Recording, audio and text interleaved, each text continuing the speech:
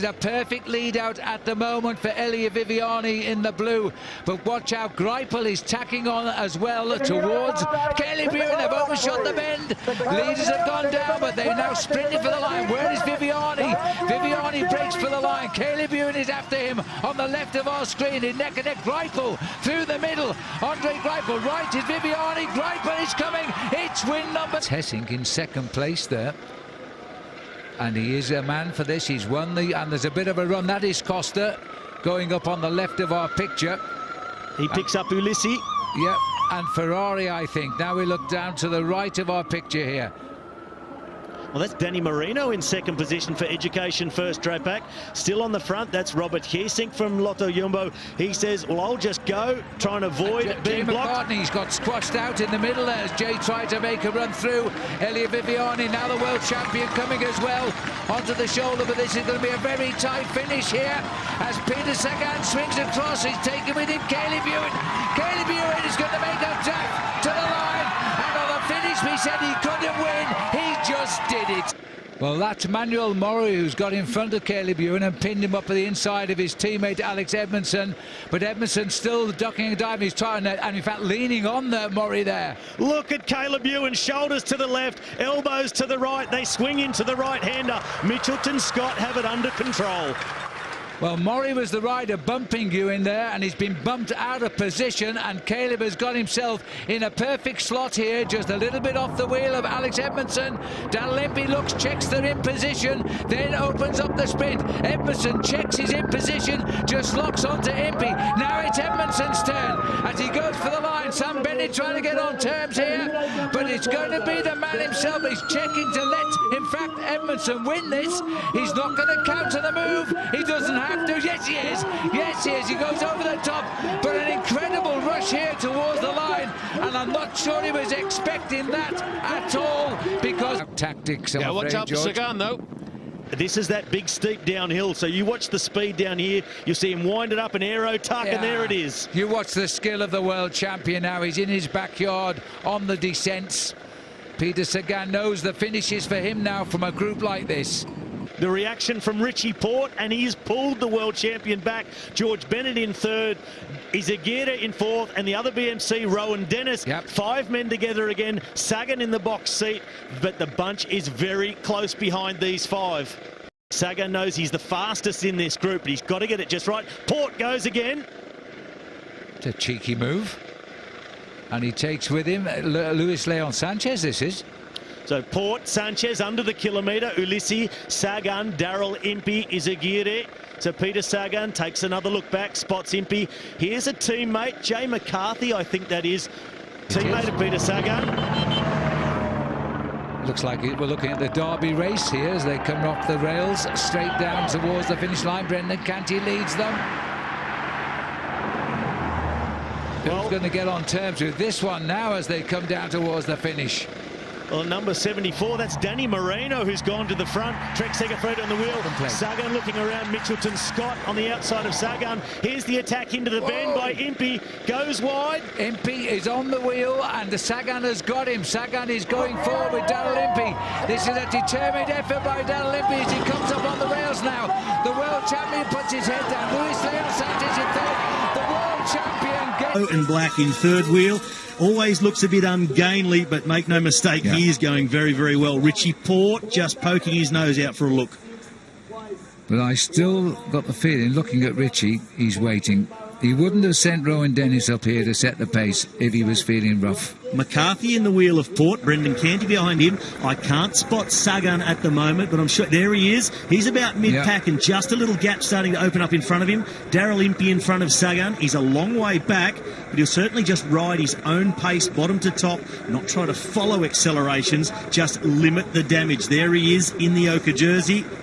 Gorka Izagirre is 63, and Slachta, John Helter Slachta, is there as well for Dimension Data.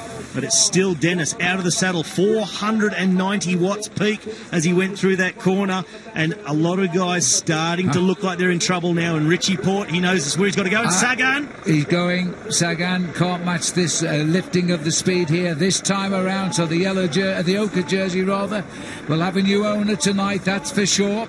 Impey is in front of him. He was 2 seconds behind him at the start. Well, Peter Sagan, he said, I'm just going to go until I pop. I can't do much more than that. But we really are here for Jay McCarthy. He said it all week. True to his word. Bidon overboard, jersey open, and that is the end of the day for Peter Sagan. He will not lead tonight and win this Santos Tour Down Under. So Sagan has left a vacancy for the race lead, but who's going to fill that very, very large shouldered jersey? There's still a lot of riders here watching and waiting. Rowan Dennis sets the pace at the front. Bernal looking to see what's going on. Hessing in third place is there. And right behind him is Diego Ulissi. We are now approaching the point where Richie Port has attacked every time he's won. The last 4 years on this climb, it goes around to the left and it kicks up quite steep through the right-hand bend. Here he goes. Well, you've got to do what has always been successful, the habit of a lifetime. And Jay McCarthy knew he would attack at that point, and he's on him. Well, this is tradition if there ever was one. 4 times he's done it. My the goodness. 5th time he's going again. Richie Port, he sees McCarthy's with him. It's a matter of then when he decides to ease off and then hit him again. It's always the way he's done it. McCarthy looking fairly comfortable. Well, Richie pumped out nearly 700 watts there to launch that attack. Hessing is out of it now. Bernal is coming back, the boy in the white jersey. This is all or nothing by Richie Port. He won't be swinging over. He's got to do it. McCarthy checks who is coming up behind me. These two know each other's powers. This is shadows of when Richie Port rode the Colombian, and now out of his wheel. He's doing it again. Richie Port. This is the second kick, the famous second kick of Richie Port, and this one will kill off Jay McCarthy. Richie Port, who crashed out of the Tour de France in July, has come back to the Santos Tour Down Under to do what he always does best, and that's win to the top of Wollonga Hill. If he does it, it's a 5th ever victory here.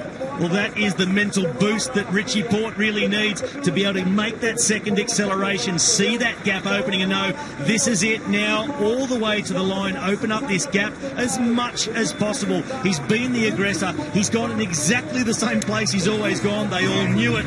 Tactic, no tactic, just go. If you can't follow, Richie Port wins. Now, to get the victory tomorrow, he needs 8 seconds on the line and win the stage with the bonus. These boys coming under 1 kilometre to go now, but their race is done. Who's going to catch Richie Port, if indeed anyone? Well, he's made the acceleration now. He's opened the gap. The question is, can anyone respond from behind? Anyone who didn't respond to the first acceleration, if they're able to cross that gap, Richie will be trying to look through the crowds to see if anybody's coming. And you can look at the difference from last year. This headwind is really affecting the tempo. There's Kiesing, Pozzovivo just in front, a very large bunch trying to come back to them. And somewhere in between is Jay McCarthy and Bernal. Well, the seconds will matter now for Richie Port here as he gets into the crowds and the tree line once again. A familiar deja vu for the rider from BMC. Look at that crowd. They picked him out. He's just got the left flick. Don't look over your shoulder because every second will count. Yes, it's your 5th straight win in this hill race, but it's going to need a lead of 8 seconds after he hits the line. So we'll all count with him as he comes off that final bend. A massive crowd, and he comes up to the clock, grits his teeth. Now it's up to the Mr. Time himself. 2. And Cam Meyer is the rider trying to put some semblance of order. That's Meyer, got the lead on the left of our picture now. He's ripping up the climb of Montefiore Hill. Well, on the barriers, Impey trying to thread through and bring Caleb Ewan. He's about 10 or 12 positions back. Ewan not too bad in position at the moment. He's behind Andre Greipel over the top. Peter Sagan, he's sitting there somewhere in the middle in that green jersey. But it is a very unorganised lead-in, and they're about to go under 1 kilometre to go, right around this corner. And no lead-out train. Look at all the different colours, no teams together. Complete disarray here. They're all looking somewhere but trying to get it on terms on the left left now. And Peter Sagan Sagan has spotted the Sunweb train on the left in the green jersey, smoothly moving up. Greipel is on the left as well. Elia Viviani's team are coming on the right. Well, it's Quick Step who lead into the corner. Viviani a little bit wide. He sneaks around along the gutter, and it's Quick Step now in control, and the others are going to have to scramble to get back in the wheel. Oss trying to bring Sagan, and at the moment, Quick Step on the front, second position. The lead-out man for Viviani, he is pole. Here they come, Phil. Well, Viviani is third wheel of those three, but here comes the rush of the Borough boys, and also comes Greipel. But look at this, the Bucky Rocky just off our shot here. Caleb Ewing going on the left. Are they going to finish high? Greipel is trying to get his back wheel. Can